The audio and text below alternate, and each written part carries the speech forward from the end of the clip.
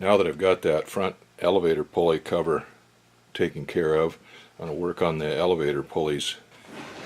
I've taken the Kydex and stacked it up, and then I took a Forstner bit and cut at an angle through here until I had enough relief for those pulleys and the stand for them. I'll take a piece of Kydex now and form it over this. I'm just going to form a 90 on it first, and then after I get that down, I'm going to clamp it all down and take something and use to form in this cavity here, this pocket for those pulleys.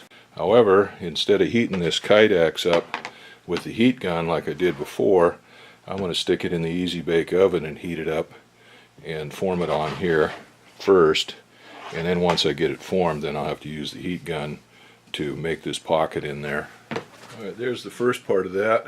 I've got the piece of Kydex heated up and folded over here. It's cooled off a little bit.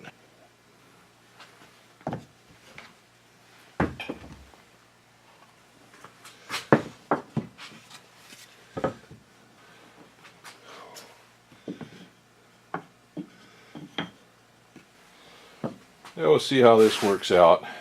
I got two pieces of MDF clamped down on that, one on each end, and one on the end and one on the top.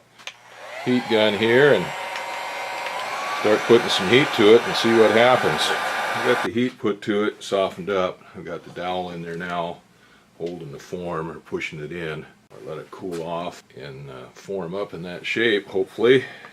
Okay, well, let's see what we got here.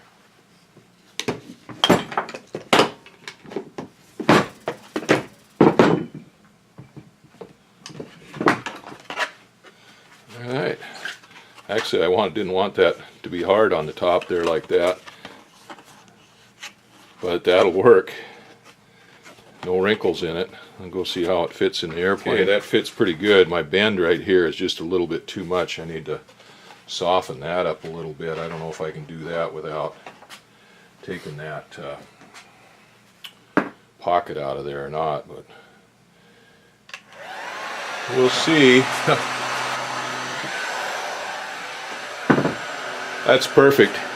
That works really nice. Like I said, I wanted it to be more rounded here on the top than it is, instead of looking like a thimble or a drum, but I'll take it. It fits in there just perfect now.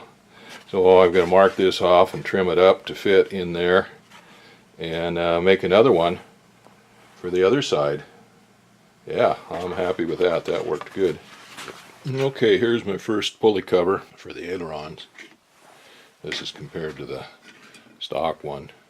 These are not interchangeable, the right and the left, because of the way the cable angles, but I can build them both the same way and then just cut it to fit. And see how much farther that thing sticks out from the wall than this one does. I mean, this sticks out from the wall, of course, but the blister on it for the pulley itself doesn't stick out so far. There's the aileron pulley cover installed on the left side.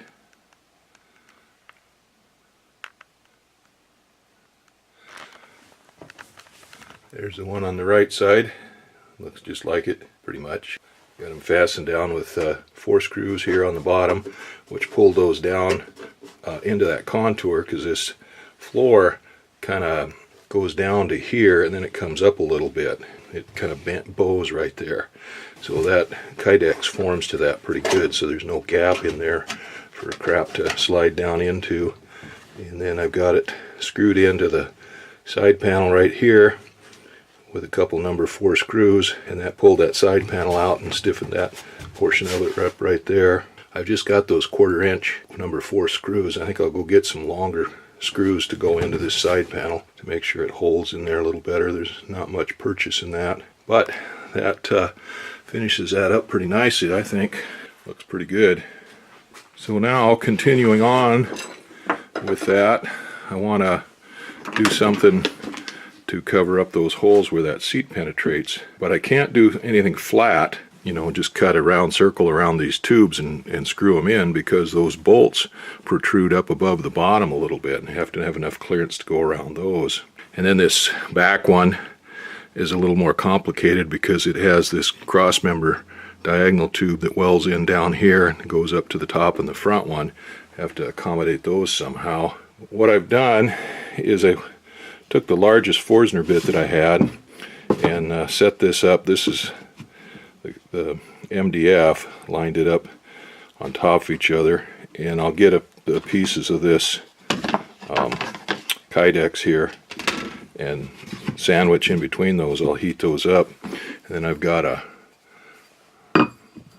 aluminum rod here that's just about the same diameter as those tubes, just a little bit bigger, and I'll heat those up and sandwich them down between these two pieces here, so this one will hold it flat, and then push it down in there and see what I can do with that. And that should give me a flange out here on both sides that'll cover that, and it should give me a pocket then that'll go over those bolts, a relief for those bolts, and then maybe get down, neck down tight enough to close in around those tubes. That's the plan anyway. Well, I don't know how it'll work, but that's what we'll try.